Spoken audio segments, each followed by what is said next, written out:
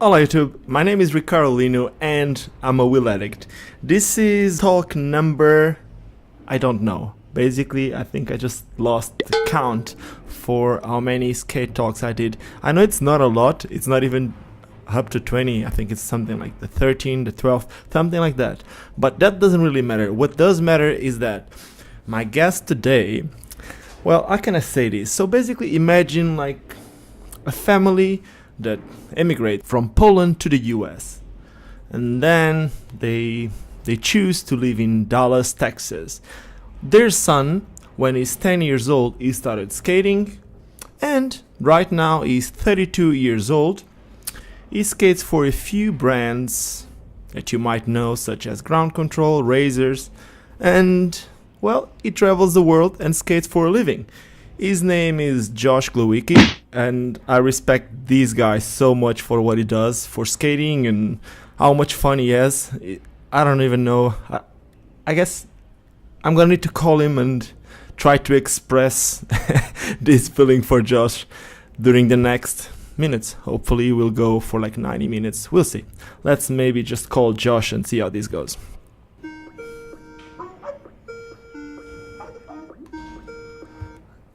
Yo, how you doing, Josh? Yo, awesome, man. How are you? I'm good. Wait, I have something for you. Uh-oh. You might want to sing. Uh-oh. Okay, let me have it.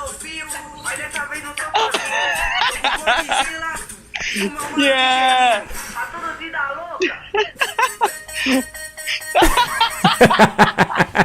Oh, it's been a while. Oh,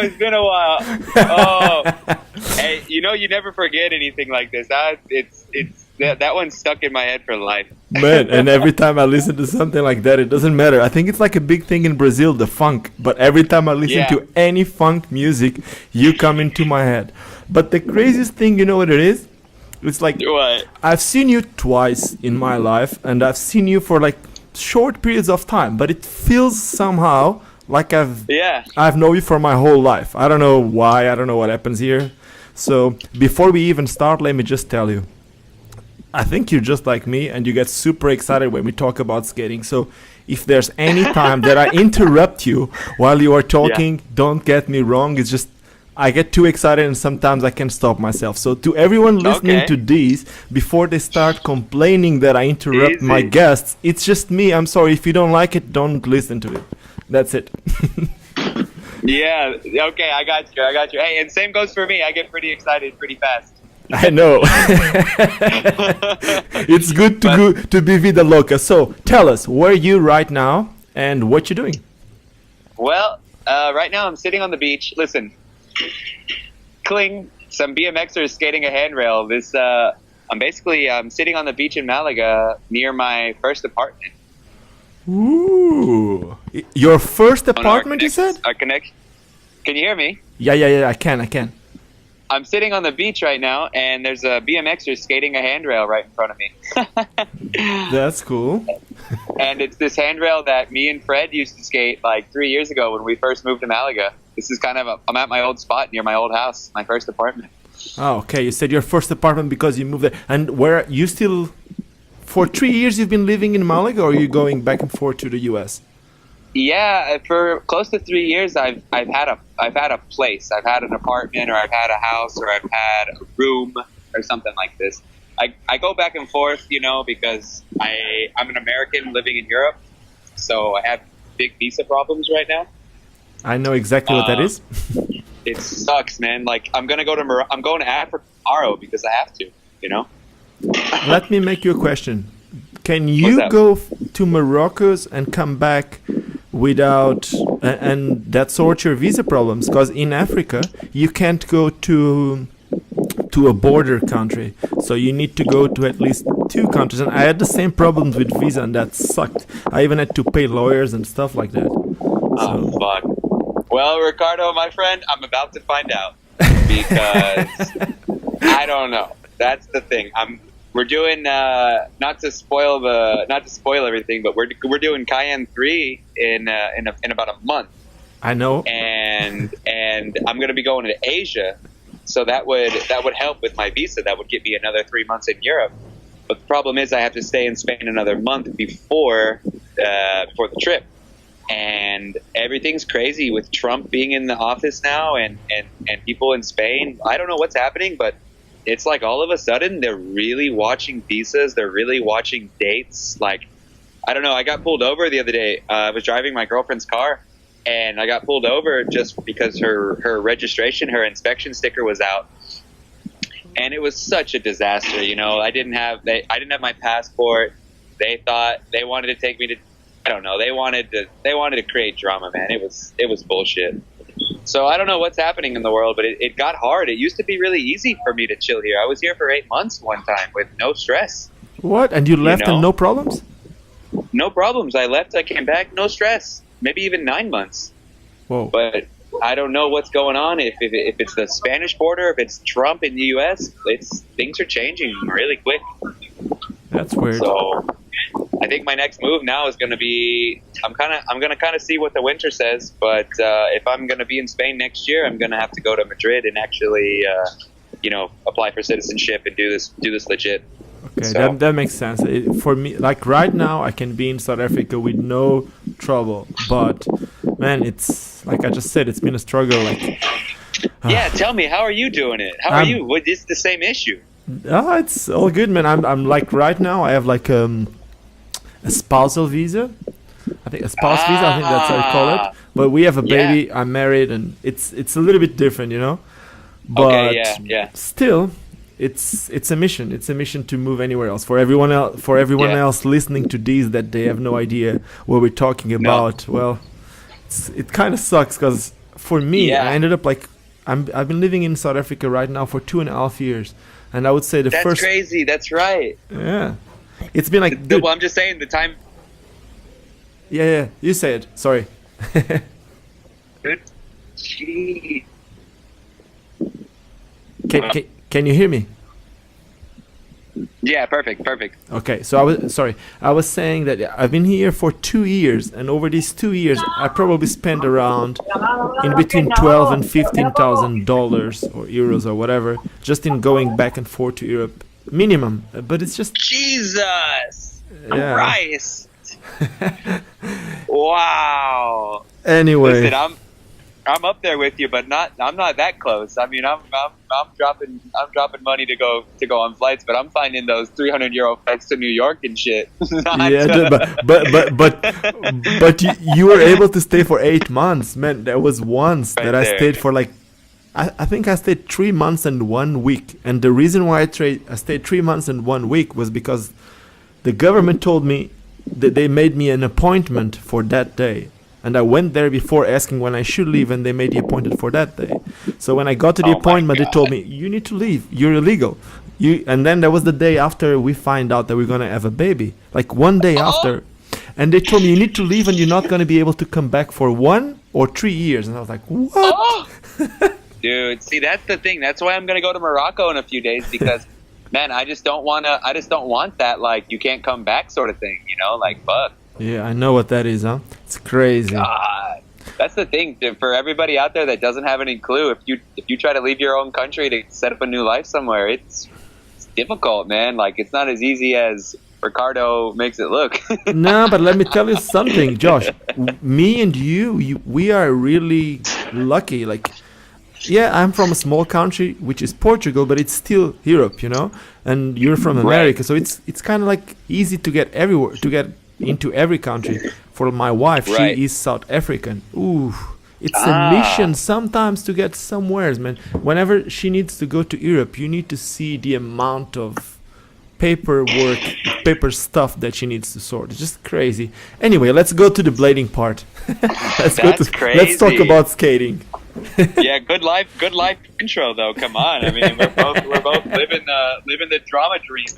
Woo, the drama dream. That's a good name for But it. That's a good name it for a blog. That's all it is. That's all it is, man. It's some bullshit. That I don't know. When I talk about it, I get a little angry. Yeah, that's. guys- I know exactly what that is, man. You know what I mean? It's just not fair. It's just not fair. It's like someone else's bullshit rules that you have to play by, and I just don't play that game. Well, you can always get fake identities everywhere if you want. Ooh, ooh, ooh. So, Josh, What's going on with Razors? When are you going to Man. have a pro model skate? Well, funny story about Razors is the thing about it is they're not. Man, it's a big story, but I designed them. I designed a skate. I designed an SL skate maybe 2 years ago. Yeah, you told me that when I And- saw you in Honda, I think. Yeah, it was dope. You know, it was a full-on ninja skate. Everything was black. It was simple and easy with Velcro straps. You know, I put a strap on the heel strap, you know, and all that. Mm-hmm. And before it dropped, everything kind of blew up. You know, they lost all the budget and just typical, you know, business issues. So at the moment, there's no pro models coming out. They're Andy and Razors. They're just done doing pro models. You know, he can't afford to do it. Can't afford to pay people royalties and put names on things anymore. Yeah, I remember when I last did I don't know if you hear it. I made a podcast with Andy, and he told me until there's another Aragon, Brian Aragon, it wouldn't make sense probably to make another pro model. So I don't know if it has anything to do with that, but I guess there's a lot of really talented people. But yes, if it's not selling, if there's not numbers enough, like you said, business wise, probably doesn't make sense. I don't know.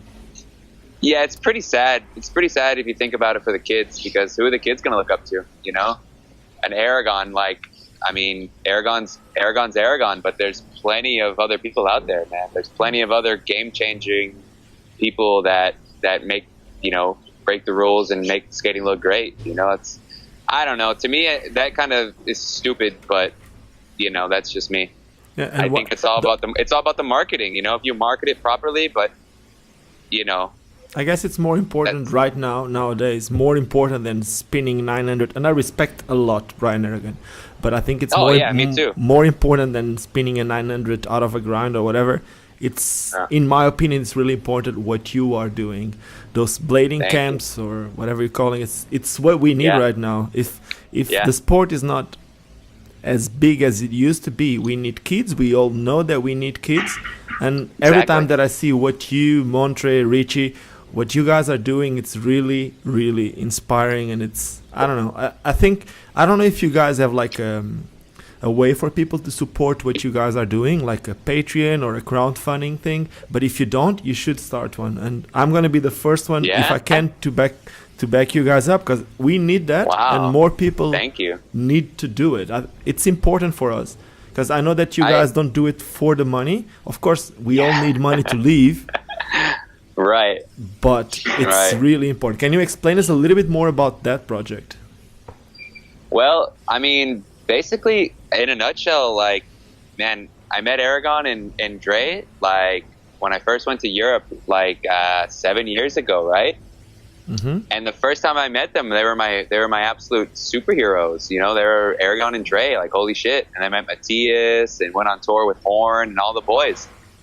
And I was in this fantasy world, you know, and we would go out and we'd have fun, we'd party, and then I would just listen to Horn and Aragon bitching about like life, you know, like, I don't know. I was 20, maybe 22, 23, and I didn't understand why like kings of the world weren't happy. You know, they were bitching about money or bitching about being on tour too long and all this stuff, and I didn't understand it. You know what I mean? Mm-hmm.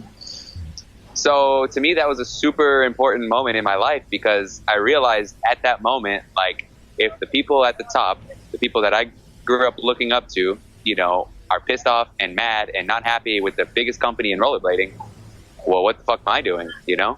I know exactly what you mean, and I keep saying the same. I don't know if you ever saw any of the latest videos that I've been doing, but what I always finish the videos with is saying what I exactly think, which is, man, we should never forget why we all started, because it's fun and it's the truth. We all started. It doesn't matter what you do right now, if you make a lot of money or not, but we all started because it was fun. And I'm sure that all of us, when we first ever put a pair of skate in our feet, we all had a smile in our face, even if we were scared or not. It doesn't really matter. Everyone had fun. And that's the only reason why we kept doing it. And a lot of times along the way, people lose it, you know? Yeah. That's the thing. You get lost in money. You get lost in quote unquote fame or what the fuck ever happens. It's totally true though. You get lost along the way. It's easy. But it happened to me depends before, on the huh? culture, you know what I mean? Like it depends on where you're from. You know, it's super easy for Americans to get lost because, dude, our culture is based on just money. If you don't have money, you suck. If you don't have money, you're not doing good in life.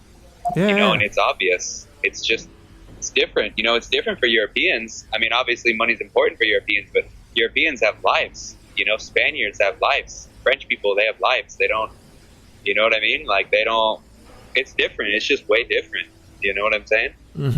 So, But still, let me tell you, even being an European, I was never, obviously, never ever at the level of Brian Aragon or anything like that, or Dre or anything like that. Never in that level of being known or anything like that. But even when I used to skate for USD as a European pro, whatever, after a Yeah. while you end up losing it. At least it happened to me. There was a time that I wasn't really skating anymore for the fun of it. Yeah. You know, after Yeah, a while you yeah, end up yeah. getting like stressed because you need to be in that event or you need to do this and people are expecting Right. that. And it took me right. a while to understand it, man.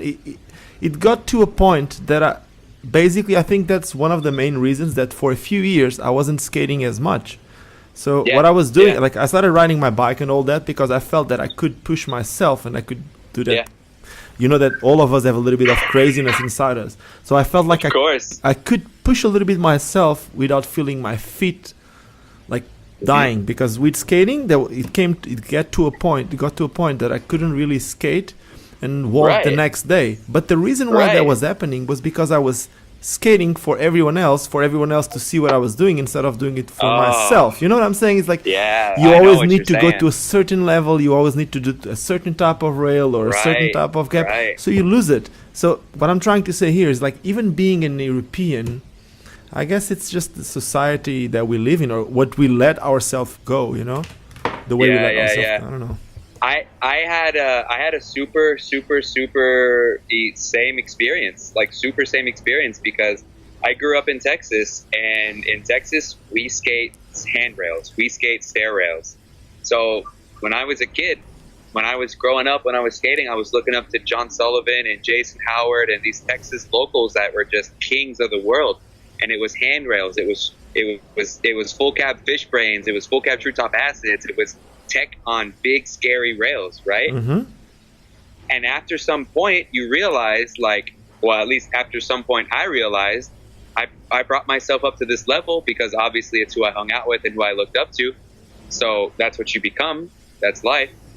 And so I reached what I wanted to reach, but then you realize like you can't sustain this, you know, like how many rails do you want a full cab true fish brain? Like how many rails do you want a full cab alley top acid? And then it always needs to be Until big, you know? You know, always needs to be on a until- bigger rail. For you to put in the Yeah, next until you- video, it could be the same Right. trick, but it needs to have 2 more steps or a little bit more steep. full Or cab out or full cab in, yeah. and up to what point what to what point is it sustainable, you know? And more than and that, is it I fun? reached- and is it fun? Is it fun? And can you keep doing it? Like you said, you know, you don't walk the next day. Man, I got to the point to where that's what happened to me, man. I reached the level where I was content, and I was like, wow, I'm happy with myself. I'm happy where I'm at with my tricks and my I never thought I would arrive to where I'm at. I never thought I'd be able to do these tricks, you know, but here I am. And then I reached the point to where I was just like, you know what? I'm tired. I need something new. And this is when we developed the big frame. And I pushed ground control really hard into making this 4-wheel frame with a groove. It was after I had the Kaiser level 1 frame for fucking about a year, and I was just cruising around super fast Mach 12 street skating, like not grinding, not doing anything, just skitching in Barca, just living the life. And I fell back in love with rollerblading, with the act of moving my feet, with crossing over my feet, with this feel of 8 wheels.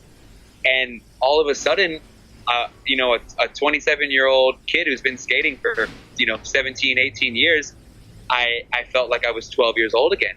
I had the joy, the bliss, everything changed again. Everything went back to where it's at now. And I don't know, man, I'm still on that. I'm still on that buzz right now. You know, it's crazy.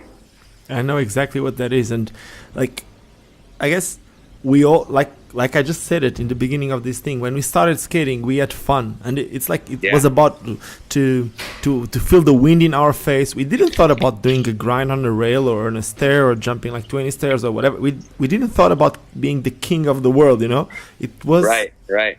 For the joy of it, and somehow along the way we end up losing it, and that becomes a problem, and it happens to a lot of people. And sometimes like I manage some social media. I'm not gonna say what brands I do manage social media, and sometimes it's frustrating because I see like some of the brands, man. If I go through the message that I get, it's crazy. I get like at least there's a scooter brand that I was managing that the brand didn't need, like I started the thing from zero, and before we got to 500 subscribers I had around 100 messages, and the messages weren't even like, man, they weren't even promoting themselves. It was something like, do you sponsor, do you guys sponsor? And it's like, but it's sponsored, not even spelled right, you know. It's just like, it's not even caring about, like, man, it came to a point that I actually spent the time to make a video like, why do companies sponsor people? Right. Why does that happen? Like, it needs to be something both ways. Of course, the riders or the skaters or whatever, they get the goodies, but the brands need to get something out of it because, man, just like your name, there's a million other names out there. You need to give something back. Right, because the reality is, man, the full-blown reality with everything is it's never been about who's the best, who's the most talented. Nope. It's never, ever been about that. It's who's got the biggest heart. It's who wants it the most. And then it's who's got the friend with the camera that, you know, can then give the videos to the sponsors. And then it's the marketing, you know. It's never the most talented. Obviously, there was a point when Happy and Aragon, of course, were the most talented. And that's just the facts of it. But again, it's sustainability. It's how long does that last? And then after that point, it's who's got the biggest heart. You know what I mean? It's who really wants this. And you and Montre are some of the best example of it. I mean, like, the skill is completely there. The skill is completely there. I'm not taking that from you guys, but like more than that, it's you and Montre attitude. It's hard to explain, but whoever saw you or Montre in an event, or the way that you guys speak with kids, the way that the passion that you put into it, that makes a difference. And that's why I think it's so successful what you guys are doing. So I don't want to interrupt you before people kill me, but please. So the question, I don't think you replied to that. Maybe you did, and I was just dumb. Anyway, so the question was, how did the whole thing came? Because you got lost in your thoughts, I think. How did the whole blading camps came? Man, so the blading camps is a cool story because it's basically it's this whole thing. It's this whole project that Montre, Richie, and I started with Frederick Anderson in Sweden, and which is originally back in 2011. I went to Sweden for my very first time, and I met Frederick Anderson, who I immediately became a brother. He was my brother from another mother. So quick. And right away we started to go to the skate park, go to 016 to try to help, they had super huge groups of kids skating. Mm-hmm. And so right away Fred suggested, hey, why don't you guys do some sort of class, you know, do a little lesson. It'll help you guys. You know, maybe it'll put 100 euros in your pocket, maybe you'll put 200 euros in your pocket, and then we can go to Poland and do some more, and then da-da-da-da. It was basically this little idea of basically trying to create a life, a way to live, at the same moment of trying to help the future generation, to show them what's really out there, you know, to kind of destroy the whole, not to say it in a bad way, but to kind of destroy the whole image that Andy built, that, you know, cocaine, girls, people in limousines and rock stars, you know. Mm-hmm. Because the whole gypsy camps, the whole original thing was to keep it real as hell, to show the kids, like, listen, we're not rock stars, okay? We're just older than you. We're nothing special. We're just rollerbladers. We're passionate people just like you, you know, and we're here to show you that if you want a future in this, you have to create it, you know? Mm-hmm. And so that's pretty much where the whole camp thing started. Now, as far as blading camps is concerned, blading camps is just the evolution of this, you know, because like you said, Montre is my hero as well. You know, like, man, I'm the luckiest person on the planet because my heroes are my best friends, you know, like I hang out with Scott Quinn all the time. I hang out with Montre all the time, with Richie all the time. They're my closest friends. And they're also the people I look up to and I want to be like. That's amazing. And so it's really cool to be building something like the blading camps with my heroes and my friends. So yeah, so basically in a nutshell, what continued to happen is the gypsy camps kept going. We did gypsy camps, you know, in I think 6 or 7 different countries. And there were some years where we all did really well. You know, we were all making more money than our sponsors were paying us. It was crazy. And then there were years when we did it all for free. When we went to skate parks for nothing, they booked our flights and we went for free for a week. You know. And what happened to me basically is I just continued to do it. I've been pushing it as hard as I could because, you know, I don't really trust this sponsor bubble. It's a bubble. It's never going to last. You know, I want to sustain something on my own with my friends, with my kind of network.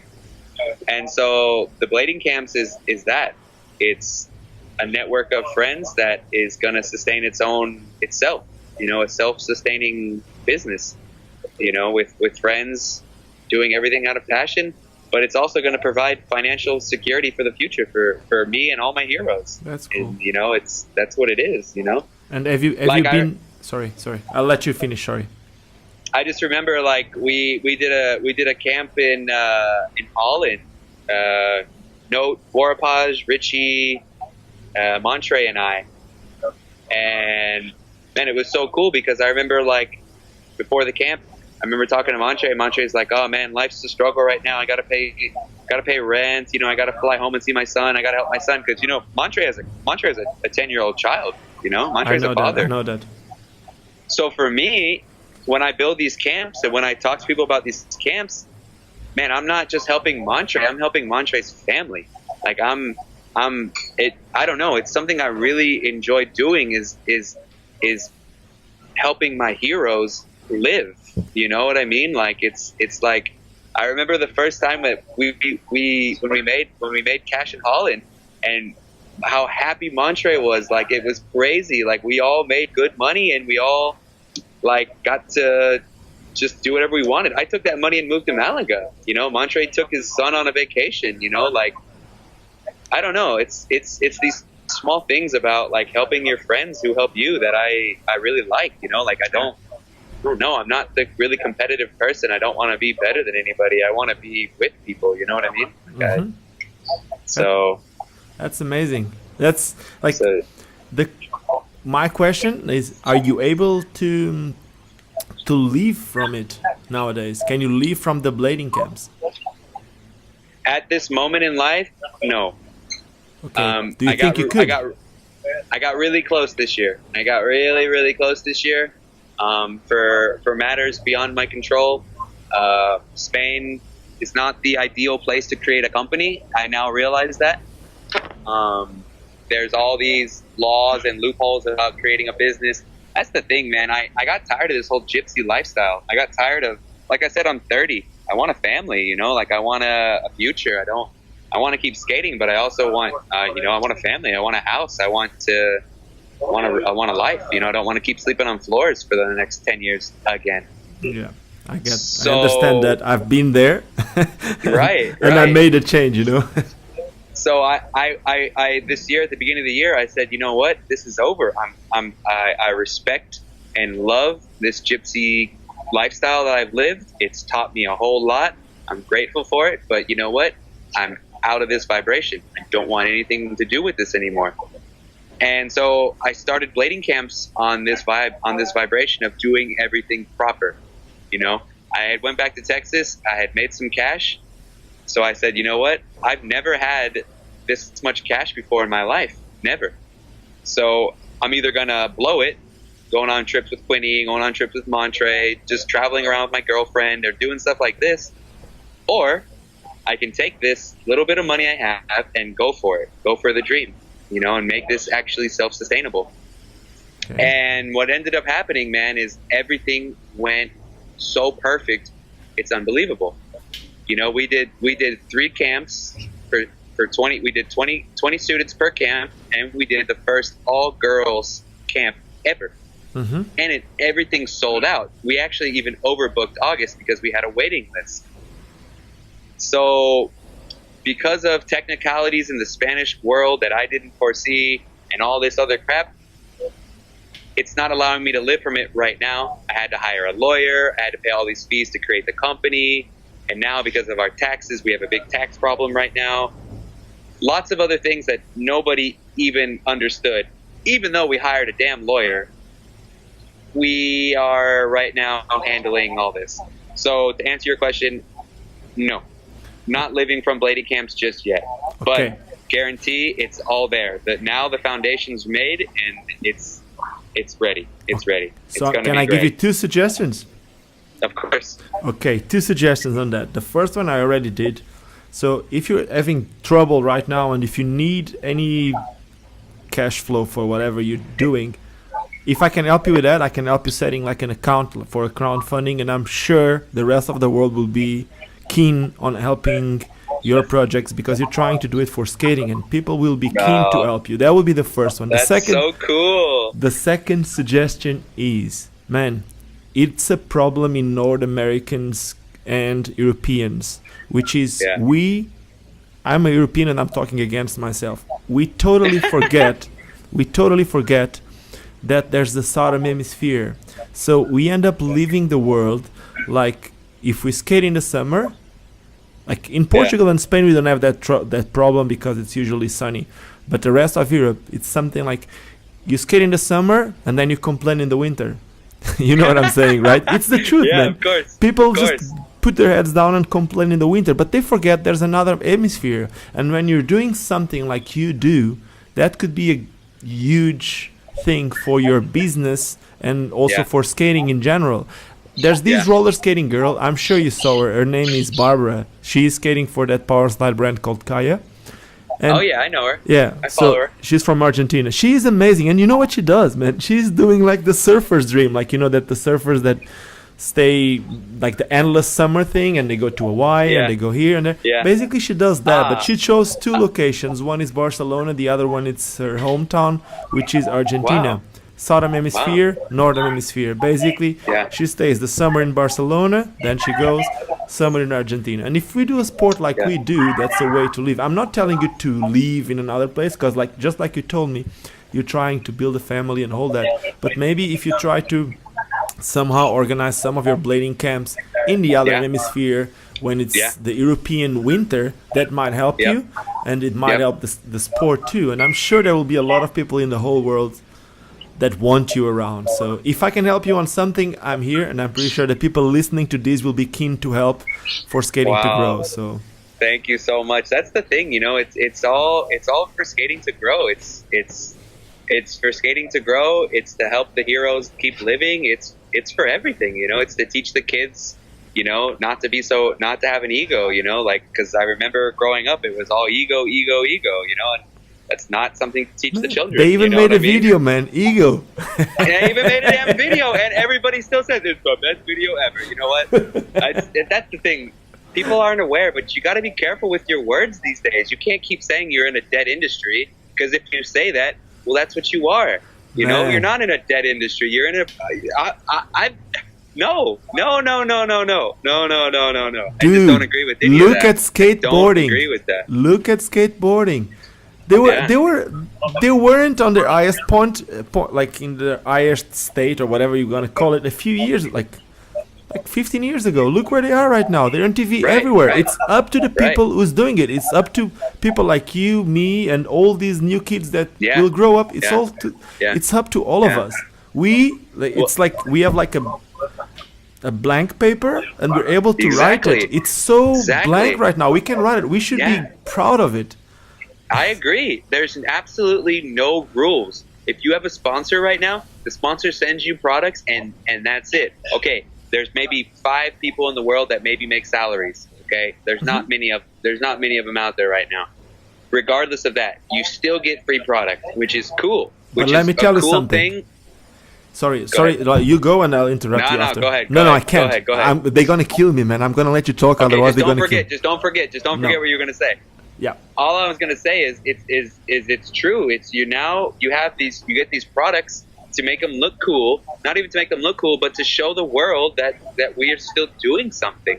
That we're still popping. Like, man, there's a new Disney cartoon here in Spain, and the main character, is a rollerblader. Is it a And guess- rollerblade or a roller skater? It's a rollerblader, and guess what? All the kids are rollerblading again. That's all amazing. in Malaga. Every day I see it more and more and more and more. The thing is the world is what you make it. And like I said, if you tell the world, oh, rollerblading sucks, we live in a dead industry, rollerblading's dead, guess what? It's dead. It's dead to you, and it's dead to all your people. Man, we But don't need that it- people it- around. That's the thing. Whenever it's someone complaining, we don't need it. We don't need I agree. You don't need I crying agree. babies. What I was going to tell you, and I tried not to forget, is we might Hit be in not the best time of inline skating for people to make money in general. That's what people think. Right. But the truth That's is, what people think. but that's what I'm going to tell you. That's where the opportunity is. So if that Exactly. would be if that would be true, why? Yeah. I'm not here just trying to be the smartest, but why am I living or making more money? I don't do anything else which is not related to inline skating. Huh? Everything Yeah. that I do in my life is related to inline skating. Wow. And why do I make more money than I've ever done? Yeah, The opportunity because you believe is it. out. The opportunity is out there. It's up agree. to us to look at this blank canvas and see what Yep. we want to write in it. And it's our Yep. time. All of us. We Yep. can all have a piece of it. We can all write a little bit. We can all write some words in this story, which is the skating story. I don't know, like. I agree, 100%. I agree 100%. But what's going on is there's these older generation. There's this older generation. You know, I probably count as the older generation. You do too, but you're not in the same mentality. There's an older generation of skaters who think, give me, I'm talented. Give me, I'm talented. But you know what? That doesn't fucking work. We've obviously seen that. Guess Everybody's what? Talent talented. doesn't. If The you talent skate, doesn't give you're you. talented.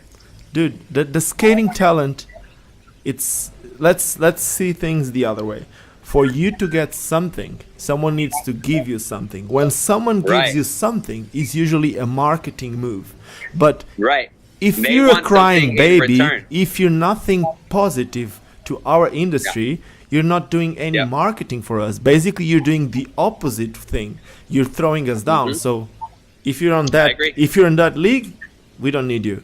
And then if I you're agree. on the other side, you might be someone else which is not as talented, but your passion, your will, Exactly. you're angry to make these things grow, and you're willing to help as much as you can. I'm going to Yeah. give you an example of something. It's not aggressive skating, but there's this kid from France. His name is Thiago Inline Skate. His name is Thiago Lemur. I met him in Angola a long time ago, like a few years ago. And he was into slalom skating, and then he moved to Paris, and he started a YouTube channel like 2 years ago. Dude, he makes content every day. You need to see his following. He has Okay. like a huge following. It's a different type of skating, but he is not the most talented slalom skater in the world. I see like the twins from Poland, like the Chapless, Yeah. or I see the guy from Italy, Lorenzo Guslandi, or some of the Chinese guys, or even the Russians. They're amazingly talented, but this kid, he has that passion and that will to communicate to the world, to show Exactly. what he Exactly. knows. And he doesn't know half of what the other ones do, but he teach people how to skate backwards. He teach basics, you know. But that's what we Yeah. need. We need more people doing Yeah. that and proud of doing it. Exactly. And that's another proof. It's another good example that it's not who's the most talented. It's who wants it. Who's got the biggest heart.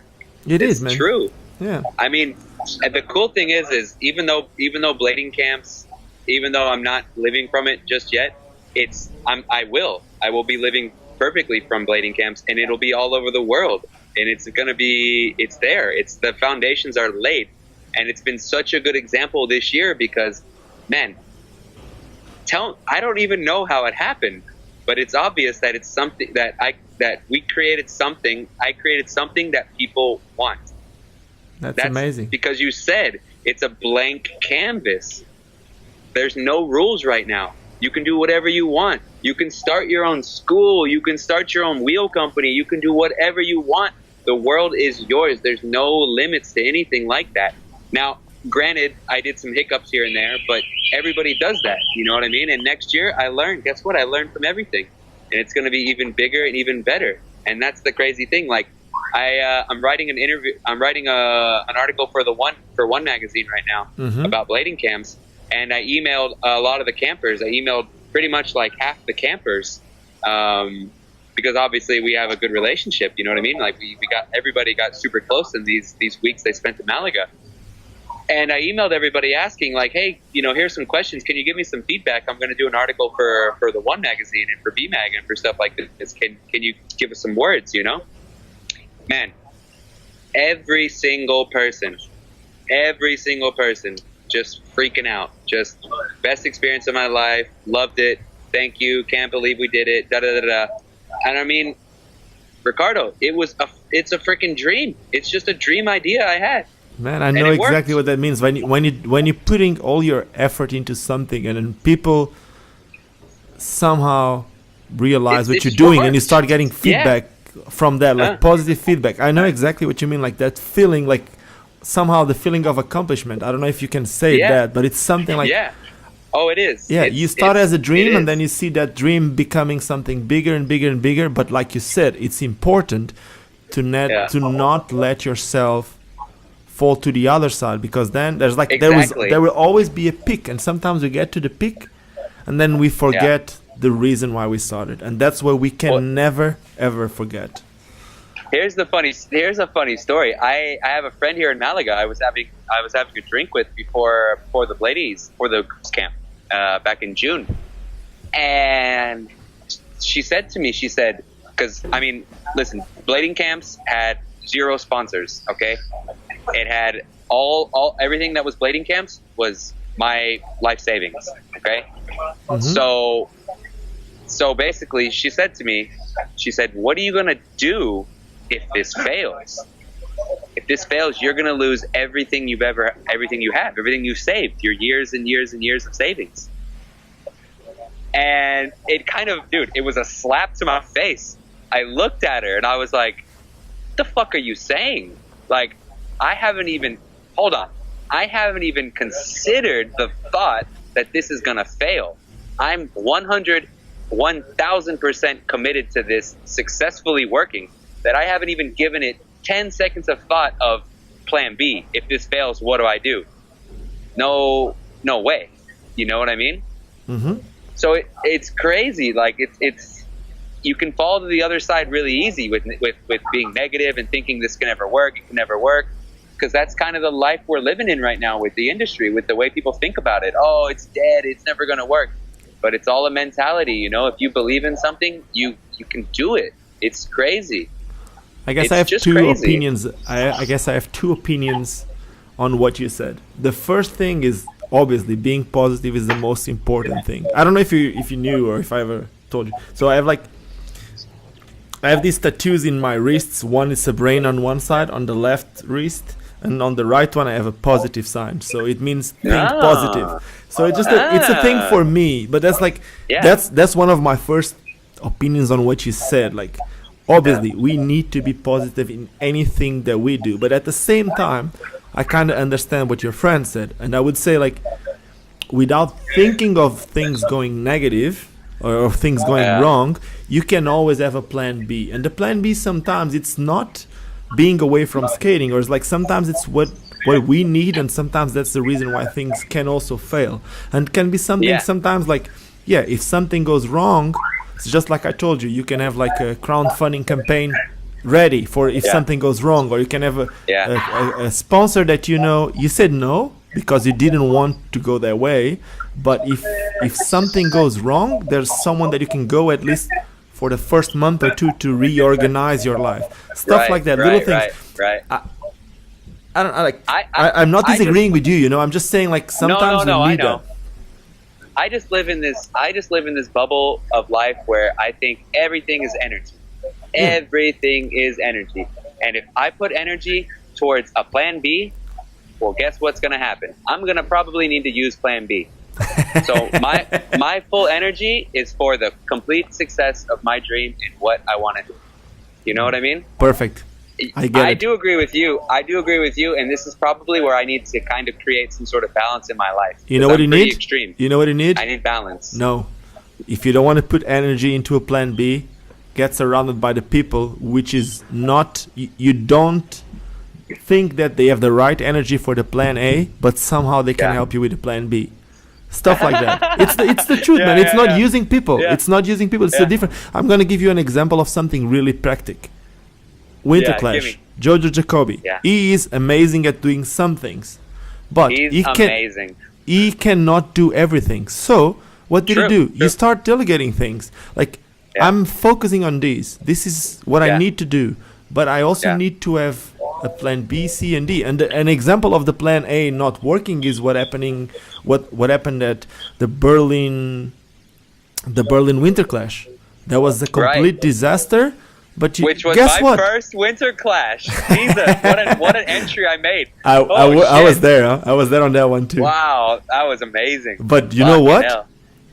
That made the skating industry even stronger. Yes, it was Right. it was bad. The reason the way it happened and what happened to Jojo, like poor guy, man. Like he's putting all his effort into skating, and then something like that happens. It takes too long to pay. He doesn't have a life to pay that Yeah. stuff.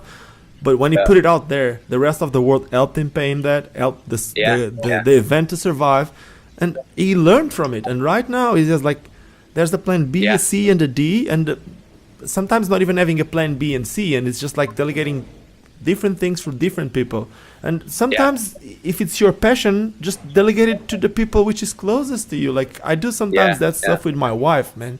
Like even related to skating, she's way better on some stuff than I am when it comes to organizing. Like I have a little shop in South Yeah. Africa.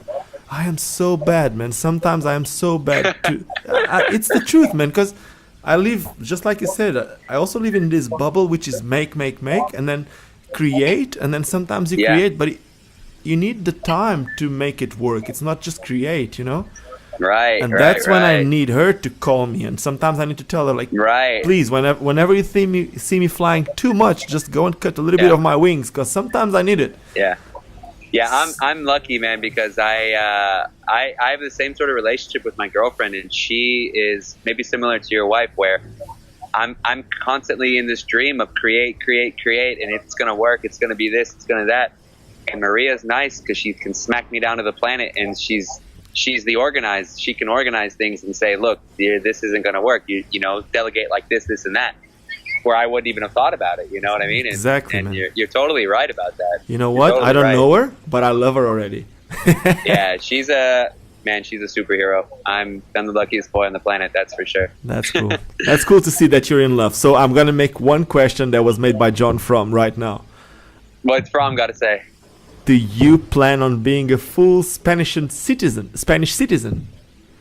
Ah, well, the thing is life may push me into being a full Spanish citizenship with this whole visa thing, and the base of blading camps is going to be in Malaga, but I mean, I'm setting one up in Colombia, and I'm working on setting one up in Peru, and it's going to be all over the world pretty soon. But the Okay. home base will be here in Malaga. Okay, let me tell you something. Um, With my company in South Africa, I created a little company. If you ever need to use the company to create something here, you're welcome. You can And- use it. If you need to do whatever, you can use through Thank this you. company, do your own thing.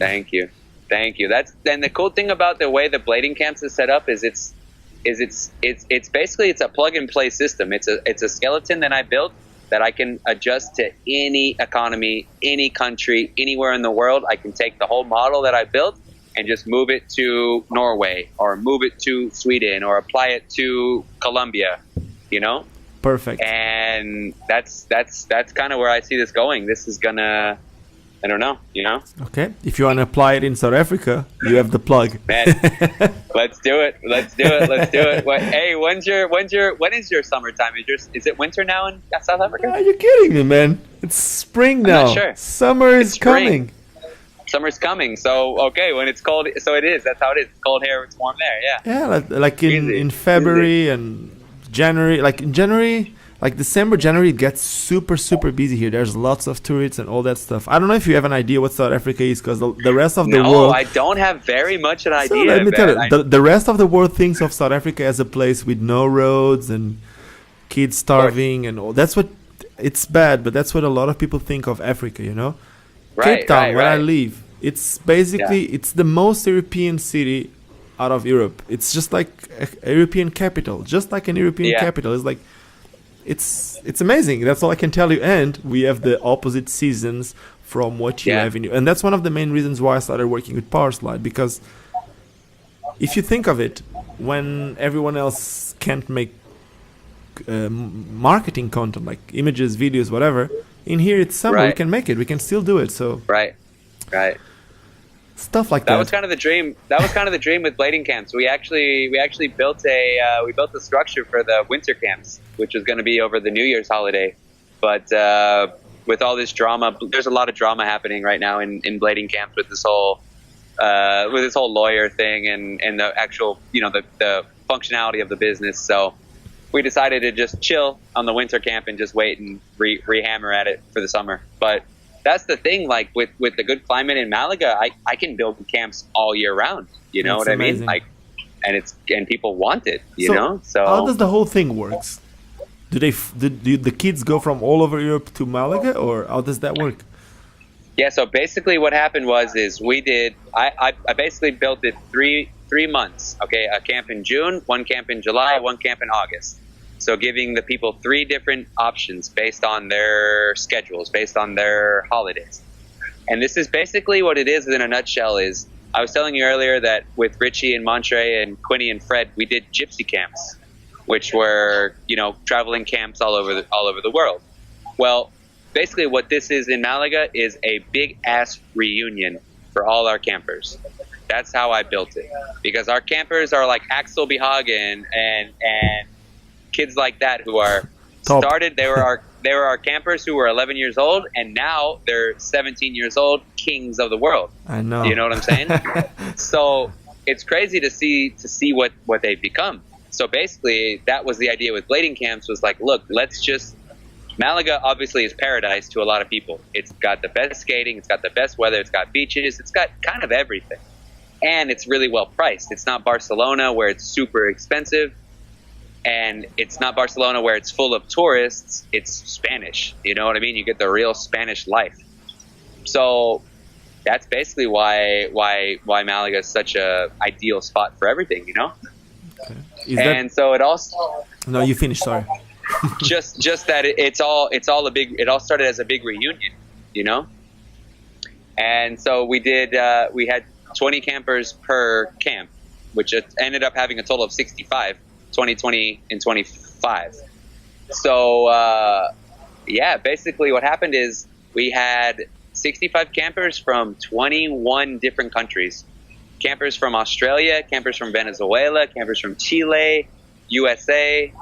I mean, the support for blading camps was unbelievable. I'm speechless still to this day. That's amazing. Know? I had a lot of help with the Bladies camps from Melissa Brown. She stepped in and was when I first approached Mary and Manon about a Bladies camp, they both said, oh my god, no one's ever done something like this for the girls. Like, we're on it, 100% supported. I then contacted Melissa. Melissa said that she would support this in whatever way possible. Melissa ended up booking some girls' flights, paying some of the inscription fees for some of the girls. Without Melissa, the Bladies camp wouldn't have been the same. You know, we ended up with 20. I think we had 21 girls, so we overbooked the Bladies camp by one person. That's amazing. It's all because of the community of girls. And so now we're planning next year. We're going to do probably 35 girls and make it even crazier. You know what I mean? And all the girls are already. We have a group chat. We have a Bladies blading camp group chat on Facebook. and they are the best of friends. They talk in it every day. It blows up like, oh, are you guys going to Lausanne? Oh, who's going to Shred Cologne? Da, da, da, da. It's really cool, man. It's like this blading camp family. Like, it's something that it's just really, really cool to see. Like, kind of shocked me, you know? Logistically, how does that work? How long does it take to organize one of those camps? And other than that, like when the camp start, how long does the camp last? How long do they stay with you guys, and how long can they need to register before? How much does it cost? I have no idea. So it's just like these questions that people that are listening to these might also have. So. All right, so logistically it's perfect because Malaga is the city that has the most cheapest flights. There's Ryanair, there's EasyJets that come from anywhere in Europe to Malaga for like 30, 40 euros, maybe 100 euros round trip. So that's the beautiful part about the camp. So you can spend a little bit of cash and end up in a beautiful place. So basically what it is this summer it was built to be 5 nights and 4 days. We charged 399 euros, and that was 100% everything. So what we did is we picked people up from the airports, and we even dropped them off at the airports, and then we fed everybody. Breakfast, lunch, and dinner was all ecological sourced, all bio, with a professional chef. We hired 3 people to drive all the cars. We rented 3 vans per camp, and we had a full-on staff. We had a staff of seven people. That's amazing. And we were able, with everything, we were able to pay them proper. You know what I mean? We paid them well. Mm-hmm. We paid them well. Like we ran it completely proper business, and which I'm super, super happy to say because I've been in this gypsy world for the last 6 years, and I'm, you know what I mean? I'm over it. And were you able to work with skaters? The staff, was it skaters or non-skaters? Just curiosity. So out of everything, the cool thing about it is every single person that was in the camp was a skater. From the chef to the drivers to everything? From the chef, from the driver to the photographer. Amazing. Even my girlfriend was skating. My girlfriend drove one of the vans and she was driving. And she was skating some too. Did you use Juan as a driver? Who? Wani? The Unity Master. No. The Unity. Oh, wow. No, you know what? That's a funny story. I tried to get Wow to be a driver, but his rate was too expensive, man. He's a professional car driver, so to get him, he wanted too much money, and I couldn't afford him. That's the truth. He is the Unity Master. You are really good in Unities. I really like the way that you do Unities, but Wow is just like. Wow's the king. Wow's the Unity king. I hope he's listening to this. Wow. No, it's true. It's true.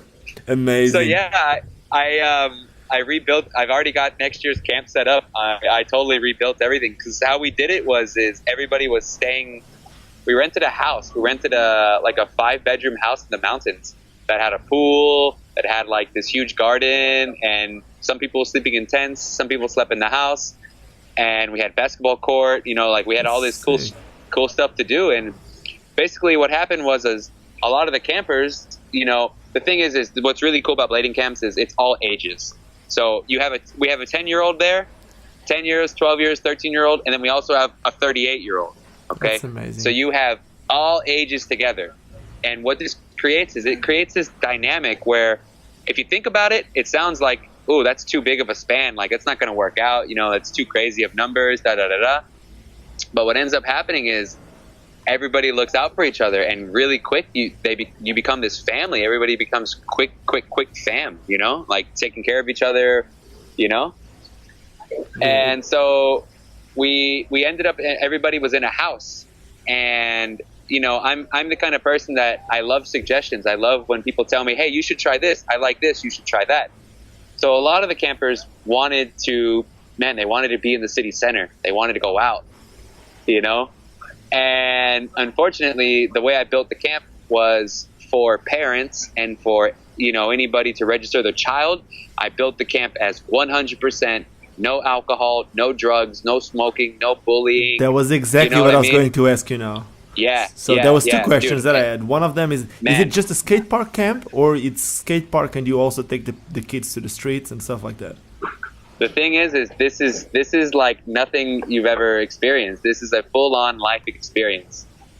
We do 2 skate parks per day, one in the morning and then one in the evening, because it's really hot during the summer, so you can't really skate during the siesta time. Obviously, you know. So what we do is every single day we have an adventure. So we go to the beach, we go to the mountains, we go to the lake, we go to the city center.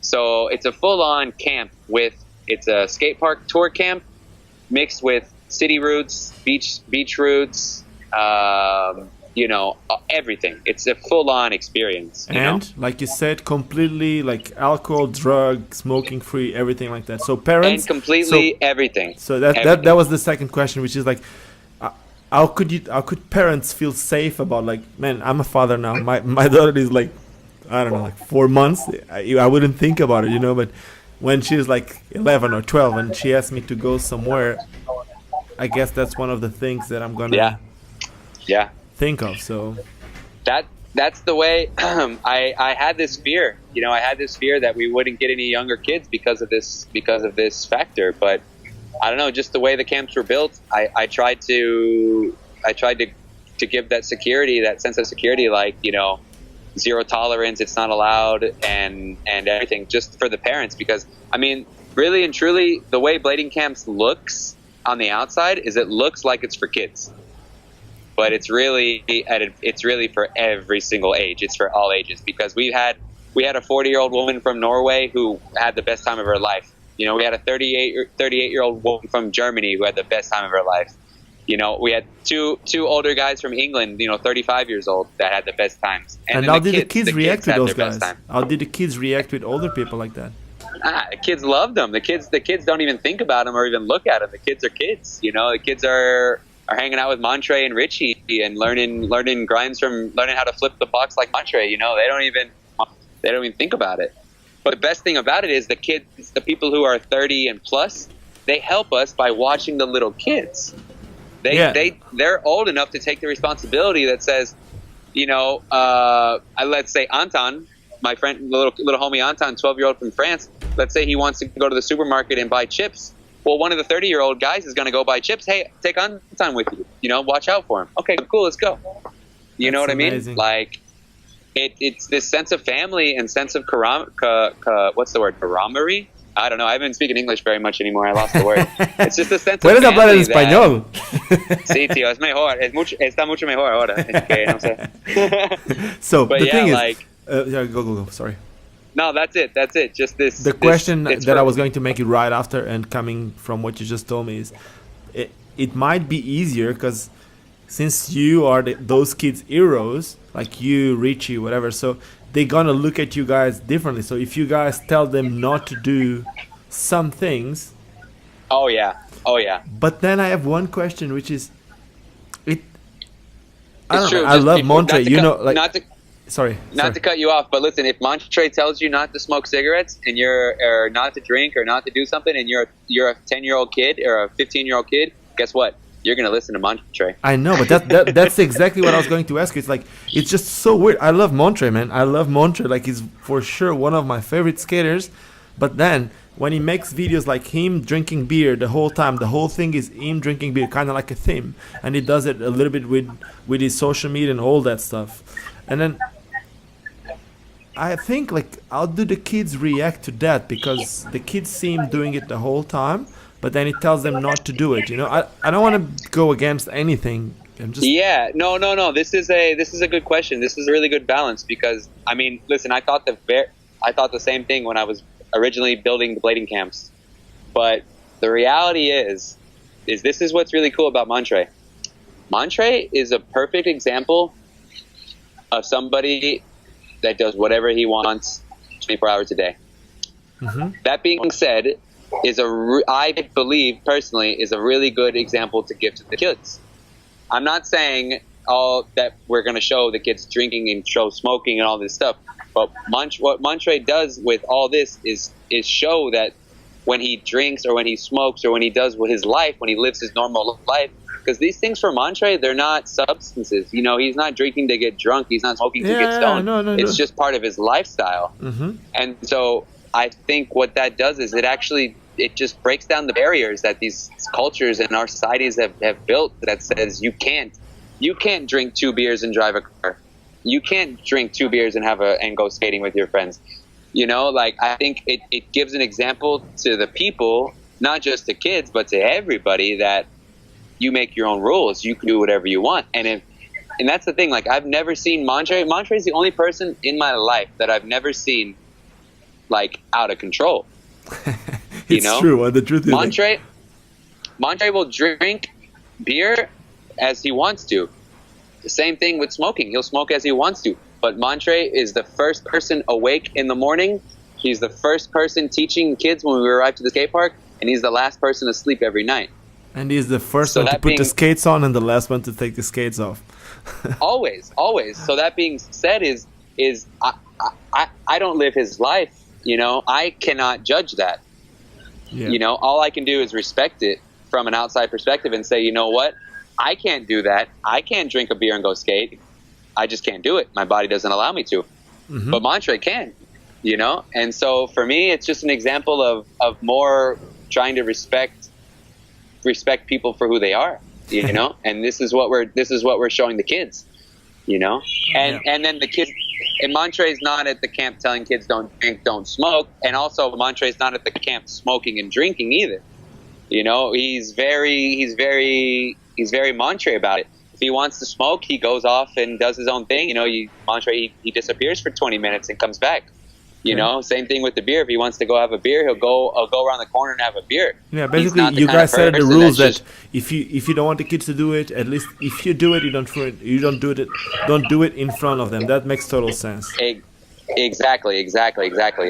And you know, it was quite a mission at the camps, because I'm not going to say it went perfect, because obviously, imagine yourself. You're 25 years old and you're in Malaga with a bunch of other 25-year-olds.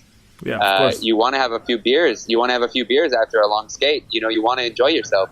So what I ended up doing is instead of becoming this super dictator and like ruining everybody's fun, we just made names. I just said, listen, guys, when all the kids are awake, no way, no how. Just keep everything everything stays in the cooler, in the refrigerator. When the kids go to sleep, when the last 15-year-old is asleep, you put everything in white teacups, and no cans and no bottles ever leave the kitchen. I don't want to wake up and see any trash, any residue of any of that shit around the house. And at that point, you guys are free to do whatever you want. Just put it in a cup and leave all the trash in the kitchen. That's it. That's awesome. And it ended up being fine. You know what I mean? Because I can't be that guy and say you can't. I'm never gonna tell somebody no, you can't have a beer. No, you can't have a cigarette. It's your life. Do what you want. But I can say, don't do it in front of the kids. That's disrespectful to the kids. Respect the kids. You know. Yeah. And that's kind of where I draw the line, you know. That makes sense. So it's crazy. This blading camps, man, wow, it turned me into a whole new person, you know. Yeah, but I remember when I last saw, no, not last, I saw you after that, but the time I saw you in Onda, back then you told me that you weren't drinking, smoking, anything. For a while. And for how long did that take? Or are you still not drinking, smoking, or I have no idea? Yeah, so I'm actually having a beer right now. But the thing is when I met you in Onda, this was a really, really hard time in my life, where in a fast story, I had met Richie and Montre. Richie and Fred. We met in Canada at the beginning of the summer, maybe in April. Mm-hmm. And our first night on tour, I was starting like a 3-month tour, you know, going to go to Summer Clash and Roskilde and everything like that. Well, my first night with Richie and Fred, it was the first time we had seen each other in maybe a year, and it was NHL Finals, and we were in Canada. So we just, needless to say, we had a lot of drinks and we had a lot of fun. And I woke up the next morning just not feeling happy, you know, not feeling. I had spent a lot of money. I'd spent probably 75% of my 6-month budget in a night, and I was bruised and I was bleeding and I was just not I was just not happy with myself. You know, I just kind of was on the floor. And so this was a moment in life when I said, you know what?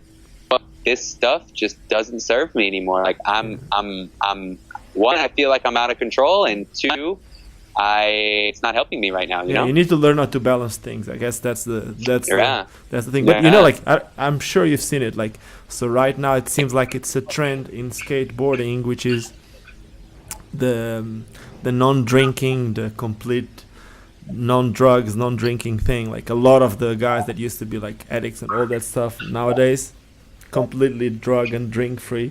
Seems like wow, really? It That's seems kinda like cool. to be a trend, and it seems also like to be a trend that, of course, just like in every other sport, there's gay people, and like the gay people are Yeah. starting to come out. So it seems like it's happening in skateboarding a lot now. I don't know, maybe because it came so mainstream or whatever, that Yeah. it just yeah. it makes you pop out a little bit more. You know, like you're just not another one because you, Yeah. I don't know, in a different category. I don't know if that's the reason. That's Now, cool. That's kind of cool though. it is, man. It is. Like, people are really what they are. You know, they're known for what they are, and they don't need to hide anything. But something That's the that has thing. nothing to do with that. Get back into skating, to the skating industry. Yeah. Did any brand which isn't Razors? No, before even that, are you happy with Razors, or if any other brand contact you, or did any other brand contact you before to skate for them? I think it's a little vague, my question, but you get it. Yeah, no, I understand. Basically, the thing is I'm happy with Razors because, man, to be honest, I know Andy's got a bad reputation and people can say what they can say about him, but I love Andy. this man has, That's the main thing. This man has supported me for the last almost 10 years, you know? There's been so many times where I've been stuck. I mean, I remember one time I went to Estonia, and I was completely shit out of luck. I didn't know a soul. I didn't know a person. I had no money. I was completely screwed. And I wrote Andy saying, "Man, I am screwed. My life is over." And he sent me money in like 10 seconds and booked me a hotel and was like, "Dude, go to this hotel. There's money in your account. Chill. You're fine. Take the next flight. Go home." Before you even keep thing going is, with anything, let he's a me good just dude. interrupt you. Sorry, because it's a good thing Yeah, that no, I go really ahead. think it's important, which is for everyone listening to this who doesn't know who Andy is. Andy is the guy that owns Razors, and his name is Andy Yeah. Wagner, and we did Yeah. a podcast with him. And really important for all of you to know is, yes, Andy might own other brands such as scooter brands and all that, but if it wasn't for the skate brands that Andy also owns, probably Yeah. Razors wouldn't be the way it is right now, because he wouldn't have the money to invest. But he Right, saw right, opportunity right. in other sports, and he ended up making that money to make these brands alive. Yeah, there's sometimes smart, just like which is smart. Of course, but just like every other business, sometimes you choose things that not everyone likes. But the truth is making it not. I wouldn't say Right. survive. He's making Razors the brand it is. So guys Right, like Josh and that's have the been truth. connected to the brand for more than 10 years. So now you can keep going. And Yeah. sorry for interrupting. No, it's just the thing is I'm happy with Razors. I mean, I'm of course I'm sad. I've always wanted to have a pro skate, you know, whatever happens. The bureaucracy behind it all, whatever. But that doesn't matter, you know what I mean? That's just an ego kind of trip right there. I don't need a name on my skate. I give a fuck. The thing is I have power in company, you know what I mean? Like if I say things and when I ask for things, I can do what I want. And that kind of freedom only comes with time. You know, it doesn't come with skill. I can't do what I want with Razors because I'm talented. I do what I want with Razors because I have a relationship built with the owner. You know what I mean? It Yeah. has nothing They to do trust with you. I can do right, exactly. So that being said, you know, I understand completely that what he had to do what he had to do. You know, cut pro skates and do this and that. But at the same time, he gives me enough freedom to design the big frame. You know what I mean? The big frame is my dream. Is my dream come true? That's my gift to rollerblading is that frame. That's You know, amazing. And Andy gave me that power. You know what I mean? And I respect that. I'm happy for that. Okay, it doesn't say Glow Wiki on it, but who cares? It's still mine. I still know that I did it. You know what I mean? And So- now people is going to know too. We didn't know Well, before. I mean- They're gonna know it now. Yeah, it's And- cool. I mean, I mean, of course, there were everybody helping me, but that I pushed so hard on that frame. I leaned on them for so long. Like you're get out of this. I tried to push razors into the girl industry like years ago. I was like, Andy, destroy razors and make this a full-on woman's market. Let's get women on skates. Get Aragon, get Drake, cut all that shit. Let's go free skating now. You know, I tried so hard and he didn't want it. But now look what we're doing. But it's all right. I'm happy. But you know, like the girls is a huge market, and that's why roller skating did so good. Yeah. So, but tell me something. And what about the 3-wheel skates? Have you tried the 3-wheel skates? My 3-wheel skates are stuck in customs right now. God damn it! I should have them today. Is it 110 or 125? I'm pissed. They're 125s. Yeah, but now get back to the thing that I asked you before. Sorry, because people will kill me. Will cut my hands and my mouth and everything. And did you ever have any proposals from other brands? Yeah, that's what I wanted to say. I was offered to skate for. I had an offer from USD. I guess looking back now, it was probably 2 years ago. Mm-hmm. It was when It was right when I got my first prototype of my big frame. And I spoke with MK about writing for USD, basically just jump every single USD power slide platform. Mm-hmm. But at the moment, I had just got my ground control, my big samples, and I had been fighting for this frame forever. And I said, you know what? I don't know. I made the choice just to stay with Razors and to see how this frame goes. And I was really, really happy with the prototype of the big, And, I kind of thought the future might be a little differently. I thought my pro skate would come out and everything else. So whatever. But all in all, I'm still actually really happy I skate for Razors, and I'm grateful for everything that they have. I'm here. I'm in Spain. I created blading camps. I did all this because I had the support of Razors. I mean, not the support, because they didn't support it, but they helped me. They helped me to travel originally. I have my network of friends because of Razors, really. Mm-hmm. So I'm grateful. I'm grateful for that. And what's your relationship with helmets? Why the helmet? I love it. Let me tell you, I do love it, and I see that most of the kids on the blading camps, they use helmets. But tell me.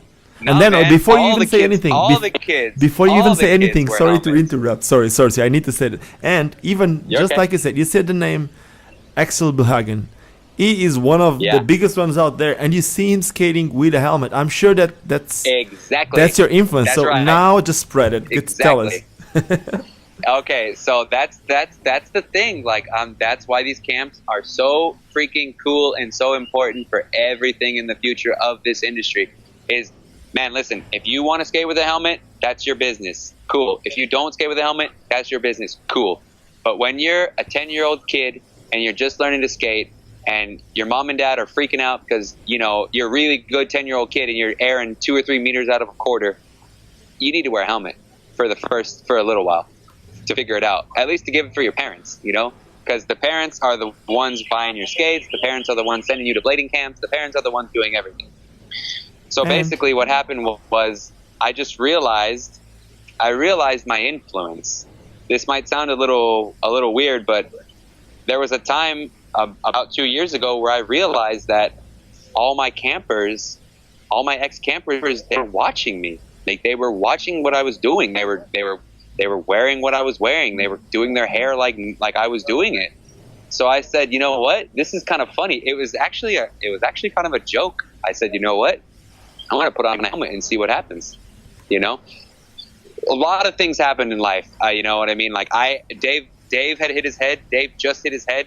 You remember a couple years back, Dave Lang smacked his head real bad and went to the hospital? Yes.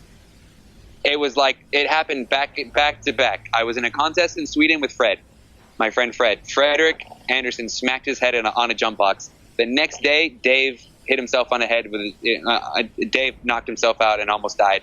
The following day, Montre clobbers himself with no helmet. At this point, I said, you know what? This is just crazy. All my friends are dropping like flies. No way.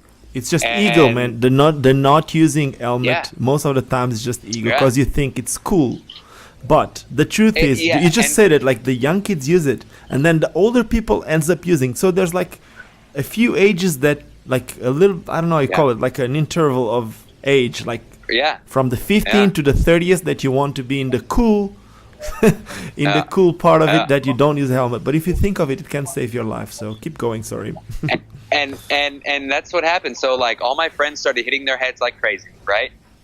And then I got the big frame prototype came out, and I was on 72 millimeters for the first time in my life. And guess what?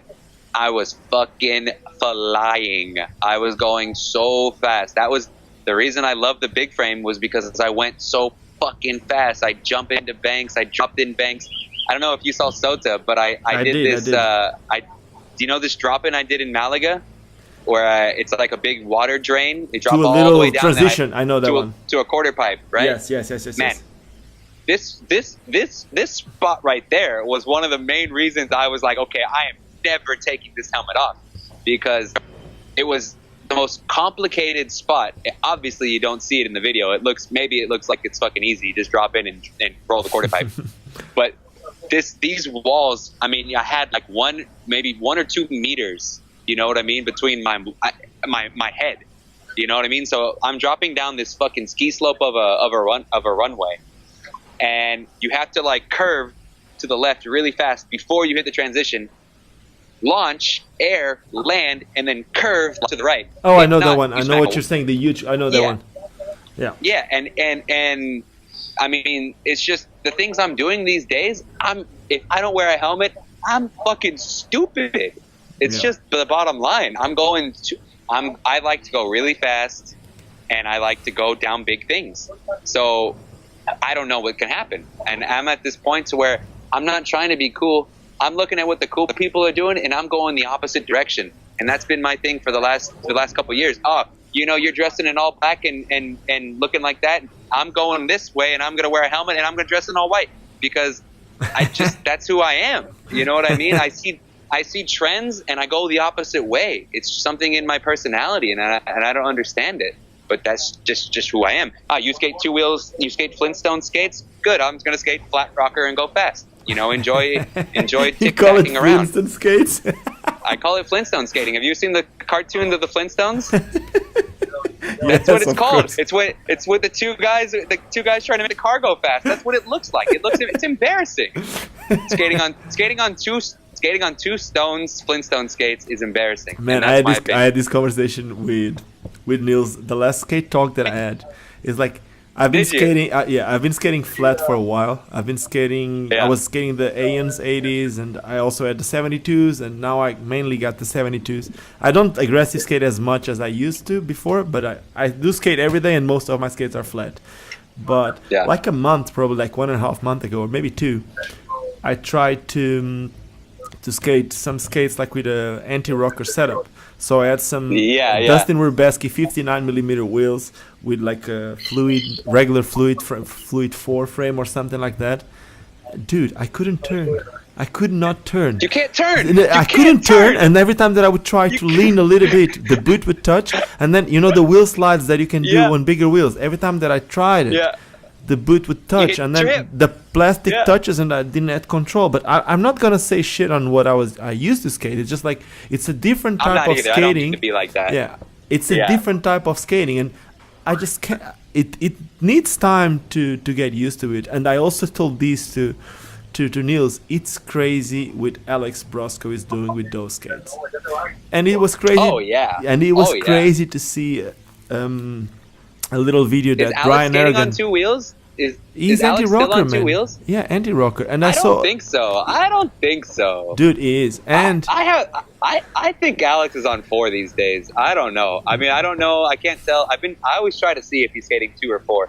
But I got a feeling like Alex is on 4 wheels now. Dude, have you seen Brosco's video that came out like yesterday or 2 days ago on social media with Valo skates? He was skating with the anti-rockers. He was skating with the Illusion fish brain on the wall? Yes. 68mm 58mm on Valo frames or ground control frames or Creator Regional. I don't know what frame was that. No, what's the name of that? The brand from John Julian? I don't remember. Yeah. It's them goods, right? But there's a name for the frame. I don't remember the name of the frame. Anyway, Farmer has a frame, and I know what you're talking about. I forgot also. Shit. Damn it, it's bad. Oh, Anyway, we're not good skaters. We forgot Julio's company. Sorry, dude, Julio. wait, let me Google it real fast. Farmer frame. I'll tell you right away. Chris Shit, Farmer. I want to say Dyna, but no way, it's Dyna. No. It was one. Chris Farmer frame. So, blah, blah, blah, blah. It's the brand is here. Yeah, Frameworks. Frameworks, youth frameworks. Yeah. So yeah. I think Aragon was skating with the Frameworks frame and yeah. John Julio 2 boot and 58 millimeters, and he was flying. I don't know how he skates like that. I was going mad. Like I was watching that. I was like, whoa, it is possible. Well, It's I just- mean, we all know Alex is king of the world. That's for sure. That's for sure. I guess all of But, like I mean, it depends on the person. But you know what? Alex makes it look good. But you put somebody that doesn't know how to skate, like the first time you ever skate, you put them on Flintstones, and man, it's so embarrassing. It's so fucking embarrassing. They don't know what they're doing. They fall. Alex is Alex. He can do it. He's king. He knows what he's doing. He's been doing it his whole life. He's a hockey player. So tell me know? something. When That's your pro what's up? skate was supposed to come out, was it supposed to come out with big wheels or what was it? Of course, baby. It was a full-on flat.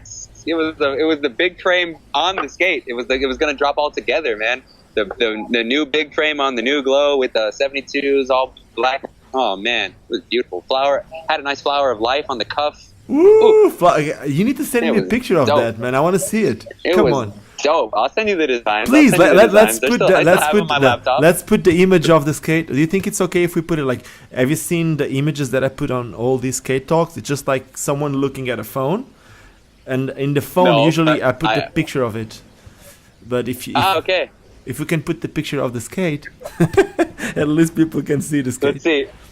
We'll see. Yeah. We'll see. Maybe. Okay. Maybe if Hell it yeah. works, we'll do it. Anyway, so the thing is, That's we have tight. like 5 minutes more before I finish this. I'm trying to never go over 90 minutes so that I can also upload it on Okay. on Apple. I don't even know how to say it. Oh, that's tight. The- That's tight. the Well, what do we iTunes- What do we got left? We got 5 minutes, I think. So, is there Okay, anything that you okay. want to say in the next 5 minutes? Man, I just want to say thank you to you.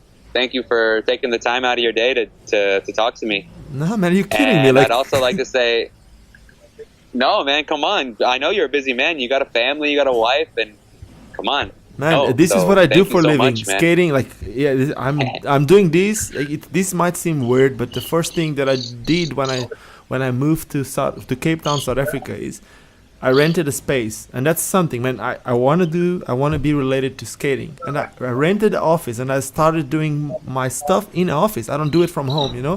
I rented a place where I came, and I start doing whatever I need to do. Social media management, I do it here. I need to do pictures, I do it from here. I want to keep my skates, I do it from here. I try to take care of That's it smart. as a profession, which is what it is for me. Yeah. So Yeah. I rented my office. This is where skating should stay, and that's it. So for me, I'm right now during the time of my day that I'm working, and what I'm doing with you right now is working. And yes, Well, that's awesome. it's the truth, You're man. a I hero want of mine, more Ricardo. people. You're a big hero of mine, man. Since we first met, when we first, I remember meeting you and when skating. It wasn't Cordoba. It was Cordoba. Yeah. Or where it was. It was the event in Cordoba. Yeah, the roller skating Man, thing. I was just blown away by not even by your skill level, just by your personality and who you are, man. You're an absolute legend. Thank you So so much, thank man. you, It, man. it Thank really you. means a lot for me coming from you, because the way I started this thing is I'm so excited. Before I even called you, I was just saying in the intro, I'm so excited about talking to this guy. Let's see if I even let him talk, because it's me, man, and I know that you are like that. So I was quite curious. I Yeah, was I'm the quite same. curious about it. We're both like that. We feel it like in our skin. That's Like the I'm moving thing. my arms now, like I'm a crazy guy, like When a bird trying to fly. Yeah. No, but I remember meeting you thinking like, wow, this guy is awesome. Like he's totally me. Like it's a different me, but it's me. I can remember sitting having a couple beers with you after the contest or before the contest actually. Yeah, on top of the thing. That was amazing, man. Yeah, up top. Yeah. Yeah. Hell yeah, that contest paid my rent. Fuck yeah. That was cool. That's a shame that So- park is not there anymore. Yeah, I know. I tried to do a camp with them, and they're not very nice people. Eh? Tell you what. But whatever. They're in it for the wrong reasons. That's okay. They're not anymore. Anyway, I don't have anything No. to complain about those guys. They were cool to me, but still, I get what you're saying. A lot of people have like different ways of seeing things, and Yeah. sometimes seeing things as a business makes things Yeah, harder. exactly. Like I said to you, like yes, I did start renting my place and looking at these as my work, but at the same time, it's my passion. Yeah. I can never forget Yeah. that, because if I ever forget that Yeah. this is my passion and I become greedy and all that stuff, it's not gonna work. That's not me. So No, that's true. That's true. And I'm realizing the same thing with the blading camps. You know what I mean? Like, I realized it, and I realized I had to take it more serious. You know what I mean? I can't just go lollygagging around. I have kids. You know, I got kids. I'm responsible for kids. You know, like parents are giving me this responsibility. You It's know, a I had to go huge pick thing, up huh? so many kids from the airport. You know what I mean? Like, I had to go through security, go through the airport, pick them up from the airport, bring them back. Like, it's crazy, man. yeah, I But can imagine. I'm happy. I'm so juiced. That's the thing. That's what I want to say before we end all this. I want to say thank you to every single person who's listened to me, and every single person who puts on a pair of rollerblades. Because, like you said in the beginning, like, there's a reason you do it, and you do it because it makes you happy. And that's all we're trying to do. That's all we're trying to grow. We're not trying to grow some ego. I'm better than you. You're better than me. We're just trying to grow a sport that people love and share. And that's what blading camps is. And that's why I hope everybody, no matter how old you are, think about it. Bring your ass down to Malaga. It's obviously going to be the best experience of your life. And just keep rollerblading, man. Keep sharing your passion with people, because that's all that it's going to help you grow. Quit saying it's dead. It's never been dead. It's not going to die unless you die, you know? Thank you so much, So- Josh. Thank you so much for spending the time to do this. And I hope Thank you you. did finish your beer, because we've been speaking a lot. Okay. I'll speak. Well, yeah, I'll speak to Ricardo. you soon. Huh? Thank you so much. Cheers, man. Thank you, buddy. Have a Cheers. great day. See You you in too, Cape Town man. very soon. Cheers. Ciao. And let's try to stop this. And that was it. Josh Glowicki. Just, what can I say? Amazing. I'm like, every time that I speak with this guy, I don't know, I just want to put my skates. I guess everyone else felt the same. So what can I say? Like, let's try to support this guy. If you guys think that we should somehow try to support these blading camps, just drop me a comment down in this podcast, or send me a message, or send a message to Josh, and maybe let's try something. Let's try to bring these up. Let's try to bring these available to even more people. Josh totally deserves it, and we as skaters should be really proud to have people like Josh in our worlds. And that's it for today. I hope you did enjoy this skate talk. If you did enjoy it, don't forget to subscribe to this YouTube channel. If you're listening to this on the iTunes podcast also, I guess you're already subscribing. And give me some thumbs up if you like it. If you didn't like it, give me thumbs down, but let me know what you didn't like about it.